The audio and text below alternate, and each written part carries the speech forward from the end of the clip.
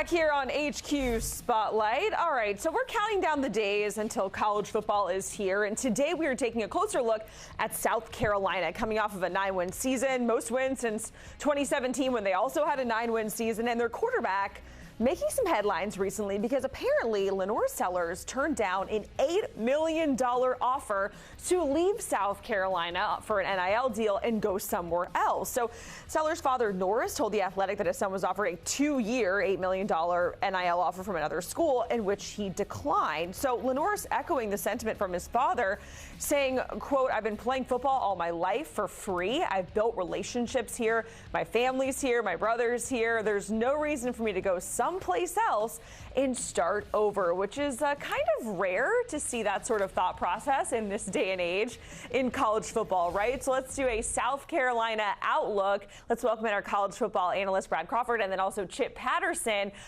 Guys, Sellers there making quite the statement, allegedly turning down some big NIL money, $8 million. That's a pretty penny to stay at South Carolina, the 2024 SEC Freshman of the Year. So if you're seeing that, I mean, I'm reading that thinking, hey, he's got to be real committed to South Carolina to turn down that kind of money. Brad, what kind of steps do you want him to see for the upcoming season when you're thinking about all of that stuff we just talked about in this $8 million NIL deal that he allegedly turned down? This is great news for the Gamecocks. I mean, several other SEC programs wanted LaNorris Sellers this offseason because of how well he performed in the second half of his redshirt freshman year. The biggest key for me this fall is developing as a passer. We know what LaNorris can do with his legs. He was phenomenal on third down. Third and long was maybe his money comfort zone last season because he moved the chains so many times for the Gamecocks, eluding sacks. But the NFL scouts, if he's a first-round pick in 2026, like many have projected this offseason, it'll be because of his arm, not his legs. He's a dual threat. Everyone knows that, but LaNorris has to develop as a downfield passer for that 2026 draft stock to hold some validity. Yeah, the very best quarterbacks in college football are able to elevate all the players around them.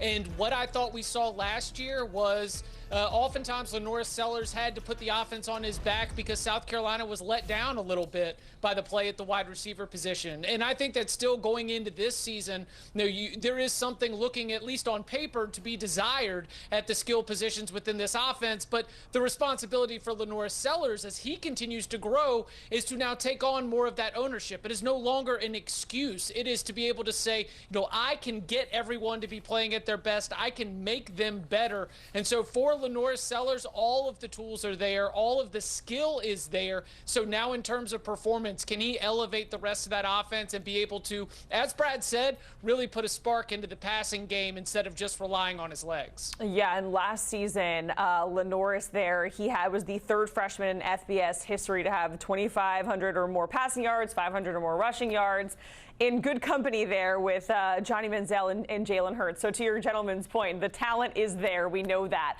So we're going from one NIL rumor to just another one in terms of a big name in South Carolina. So their edge rusher, Stewart, also apparently turning down some multi-million-dollar NIL offer to stay at South Carolina as well. So Brad, I'll come to you first.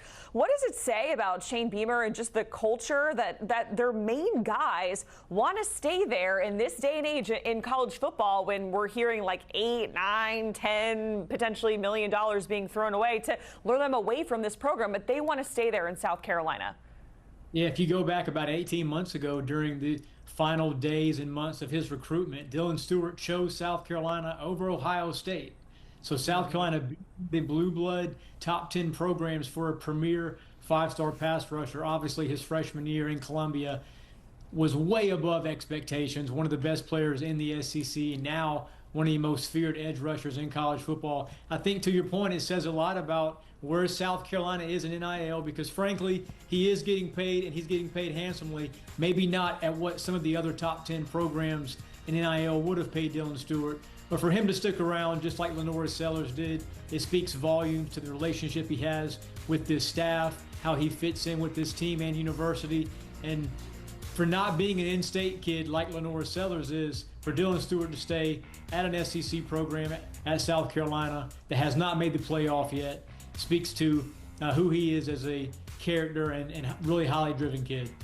Yeah, and that's quite the ranks there for a freshman that we just saw on our screen. Or let's talk transfer portal, because South Carolina has 17 incoming transfer commits, 15th ranked transfer portal class. So, Brad, who is the best get, if you will, in the portal for the Gamecocks in your eyes?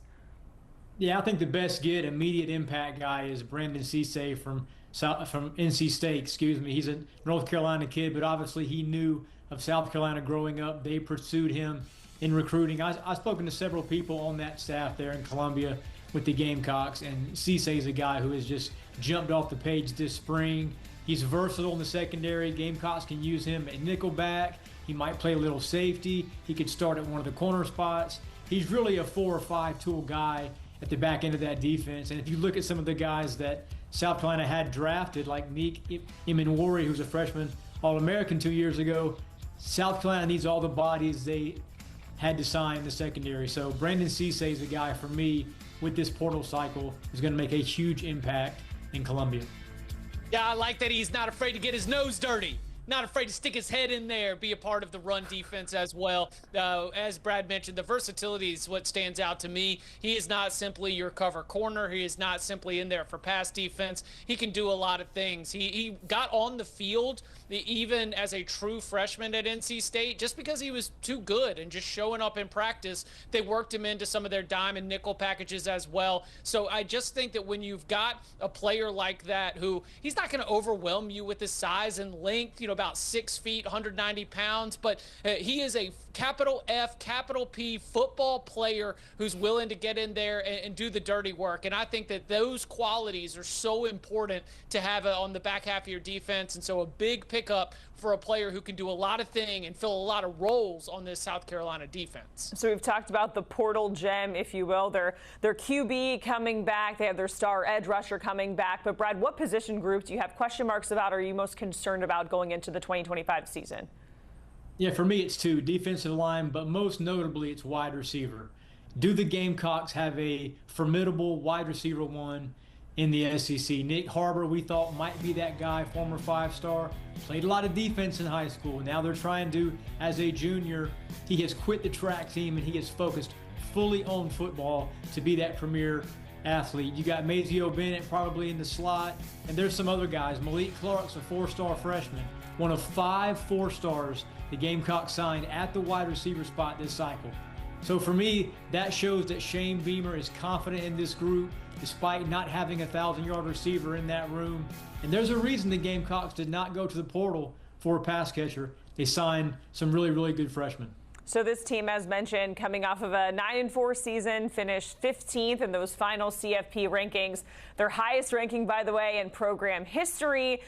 Chip, it is a tough stretch. It's like an 8-game stretch of just an SEC gauntlet with LSU, OU, Bama, Ole Miss, Texas A&M. So with that in mind, give us the schedule prediction for South Carolina. And you know our producer, James, is wearing a South Carolina shirt right now. So I feel like you got to give it to him easy, but tell us how you see it.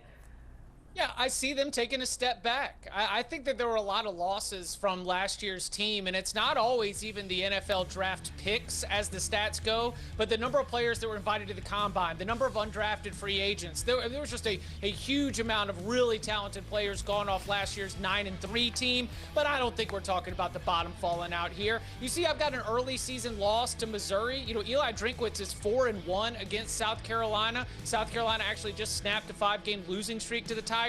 And then that gauntlet that you talked about where they are just going to be heavy underdogs even at home against Alabama. They are going to be underdogs at Ole Miss, at Texas A&M. But, whether it's James, whether it's anybody, South Carolina fans, you're going to notice that pick at the end. I kind of think that they've got the Tigers number right now. So I've got it at 7-5. That's not going to make the college football playoff. It's a very, very difficult second half of the schedule. But I see enough wins early that making a bowl game, and a good bowl game, is never going to be a sweat. Hey, ending the season on a high note, right? Beating Clemson. That's some glass half full mentality to look to if you need to at that 7-5 schedule prediction. Brad, Chip, we certainly appreciate it giving us a look ahead to South Carolina. Again, they open the season against Virginia Tech on August 31st. And for more from Chip Patterson, you can hear him on the Cover 3 promo. They have, I wrote Cover 3 promo on my script. The Cover 3 podcast. The Cover 3 summer school is going on right now. The latest school they're discussing, Duke, previewing the Duke Blue Devils for the 2025 season. You can watch right now by scanning that QR code on your screen.